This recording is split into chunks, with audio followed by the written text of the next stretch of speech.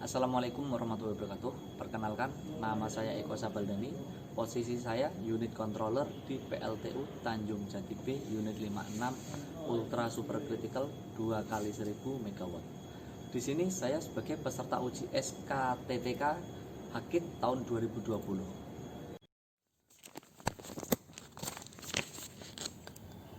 Dalam kesempatan ini, saya ingin memaparkan sebuah video singkat bagaimana cara mengoperasikan PLTU Tanjung Jati B Unit 56, khususnya SOP Cold Startup Unit yang ada di PLTU Tanjung Jati B Unit 56, guna memenuhi persyaratan uji kompetensi SKTTK Hakit tahun 2020. PLTU Tanjung Jati B Unit 56 berkapasitas 2x1000 MW. Berada di Desa Tubanan, Kecamatan Kembang, Kabupaten Jepara, Provinsi Jawa Tengah.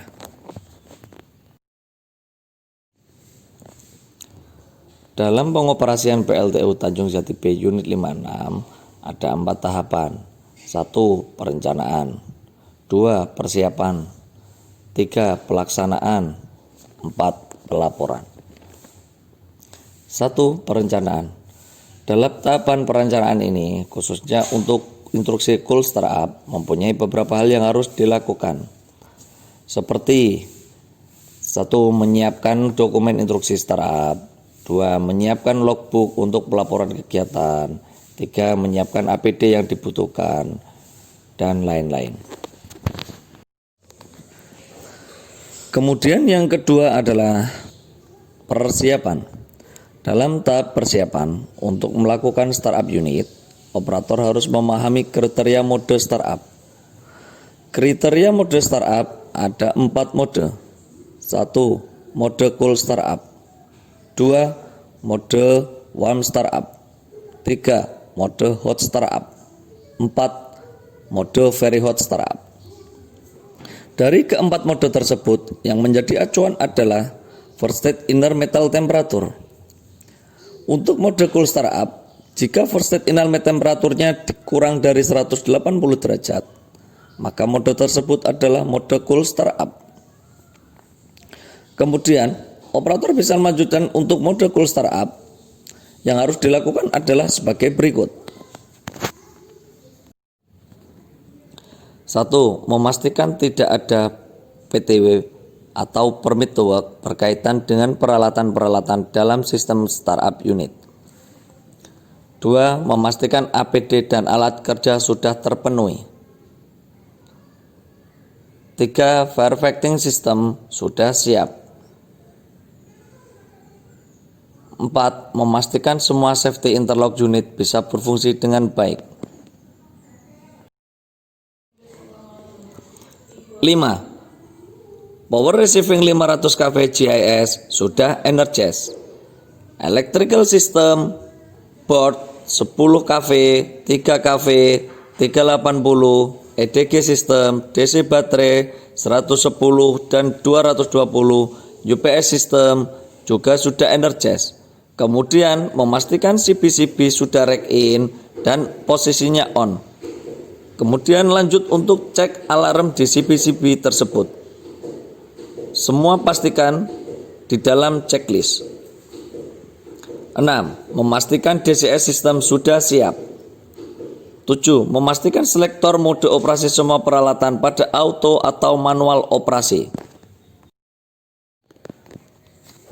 8. Memastikan navigasi sistem sudah operasi. 9. Memastikan living water system sudah beroperasi. 10. Memastikan WTP, WWTP, chlorine plant, H2 plant, CPP siap dan in service.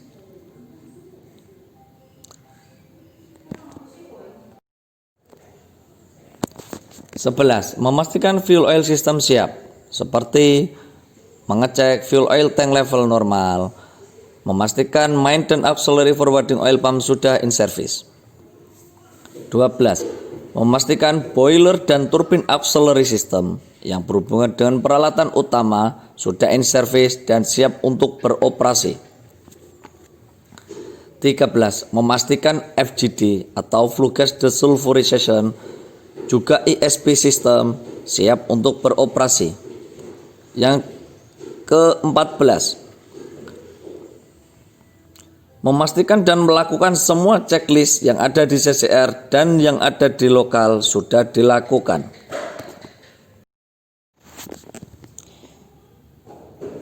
Tiga, pelaksanaan. Dalam pelaksanaan kegiatan startup unit, untuk komunikasi dengan operator lokal, kita menggunakan media radio. Untuk memastikan semua yang kita lakukan bisa termonitor dari lokal. Kemudian, yang pertama kita lakukan untuk pelaksanaan adalah 1. Start main dan auxiliary cooling system, start CWP dan ACWP. Pastikan injek klorin ke seawater intake. 2. Start C3W system. 3. Start instrumen dan service air compressor system. 4. Start boiler startup untuk menyuplai auxiliary steam heater. Kemudian pastikan auxiliary steam heater normal. 5. Start loop oil system untuk main turbin, loop oil pump, oil coalescer, checking oil pump.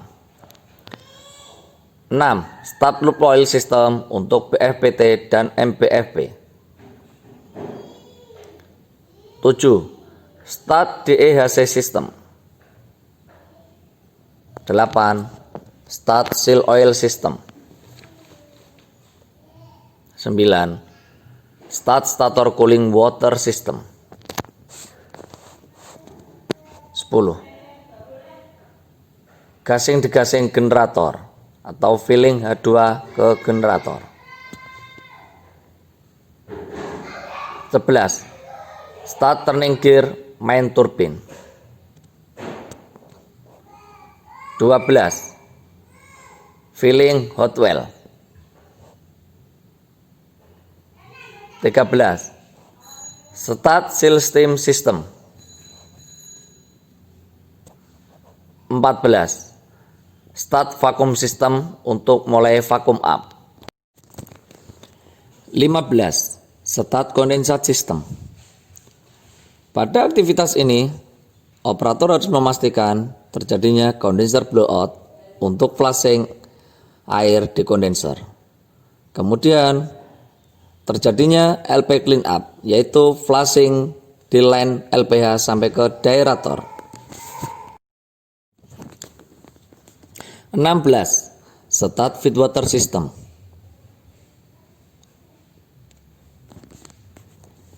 Dalam start feedwater system, motor MBFP atau motor boiler feed pump akan di start untuk proses HP clean up, filling boiler, dan boiler clean up, sehingga memastikan air yang di boiler sudah bagus.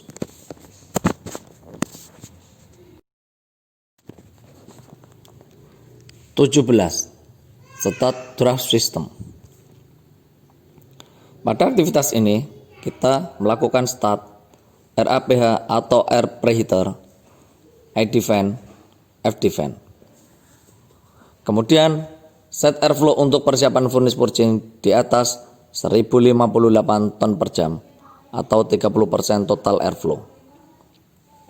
Kemudian lanjut set furnace pressure di minus 6 bar. 18. Start fuel oil leak check. 19. Start furnace purging. Pada aktivitas start purging, secara sistem akan counting selama 30 menit. Setelah 30 menit komplit, lakukan MFT reset.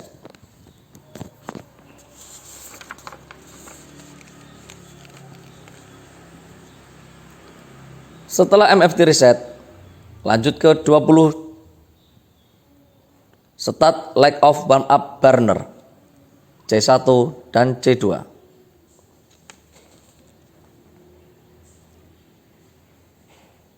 Kemudian start Sublow RAPH.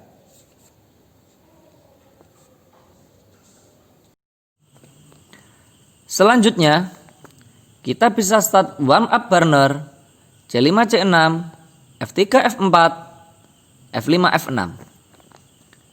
Start warm up burner dilakukan selalu berpasangan dengan memperhatikan kenaikan rate temperatur kurang dari 2 derajat Celcius.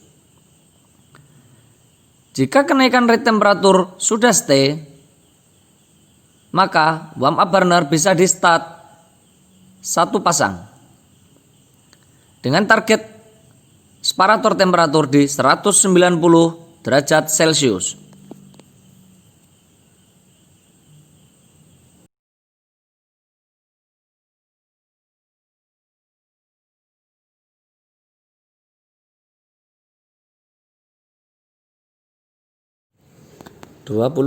Inserviskan HP bypass spray.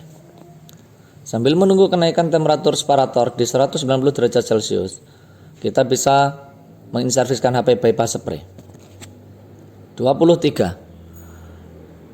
Pastikan HP bypass control open auto saat fuel input di atas 10%.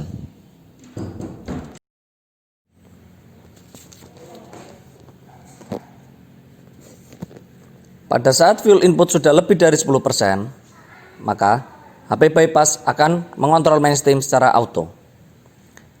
24. Persiapan rolling turbin. Sebelum kita melakukan rolling turbin, kita harus memastikan target mainstream pressure dan mainstream temperatur sudah tercapai. Target mainstream pressure adalah 82 bar. Lalu target mainstream temperatur adalah 400 derajat Celcius. Untuk langkah selanjutnya, sebelum kita melakukan rolling turbin, kita harus memastikan juga untuk water quality dan steam quality. Dengan itu, kita harus berkoordinasi dengan petugas CEMIS untuk memastikan water quality dan steam quality sudah memenuhi syarat untuk rolling turbin.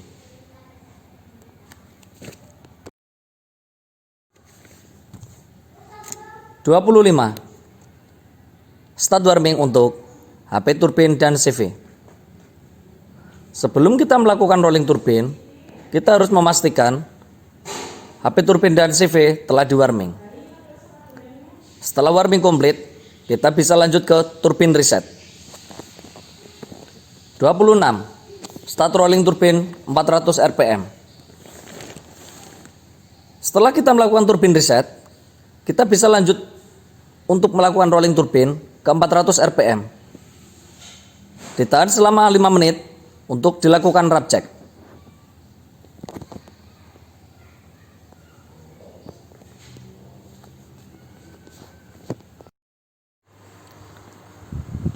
Pada saat start rolling turbin di 400 rpm, operator CCR berkoordinasi dengan operator lokal, memastikan juga turning gear disengage. 27. Setelah wrap check selesai dan dinyatakan aman, main turbin dapat dilakukan speed up menuju 700 rpm. Setelah tercapai di 700 rpm, main turbin dilakukan low speed heat shock, ditahan di 30 menit. Selama 30 menit, operator CCR wajib memantau seperti bearing vibration, bearing temperatur, shaft turbin ekspansi, dan lain-lain. Pada proses low speed heat shock, kita start warm up burner untuk F1, F2, C3, C4, D1, D2, D3, D4, D5, D6. 28. Setelah low speed heat shock tercapai, main turbin dilakukan speed up di 3000 rpm.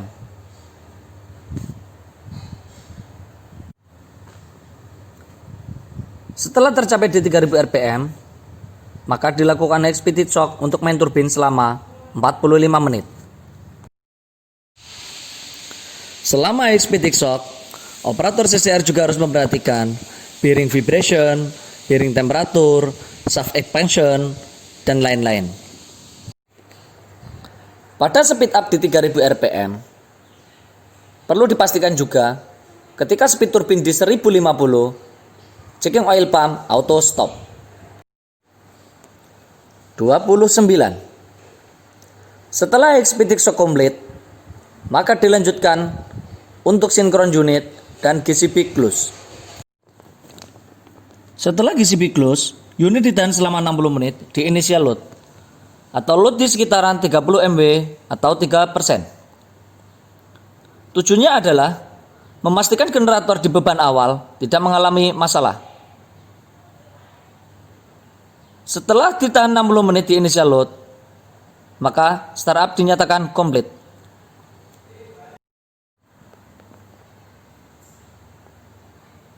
4. Tahap pelaporan. Dari semua tahapan pelaksanaan, kita harus mencatat semua pada logbook, memastikan semua aktivitas tercatat sesuai keadaan dan waktu yang dilakukan. Berikut video singkat tentang pengoperasian PLTU Batubara Tanjung Jati B Unit 56 Jepara, khususnya untuk unit Cool Startup. Terima kasih. Wassalamualaikum warahmatullahi wabarakatuh.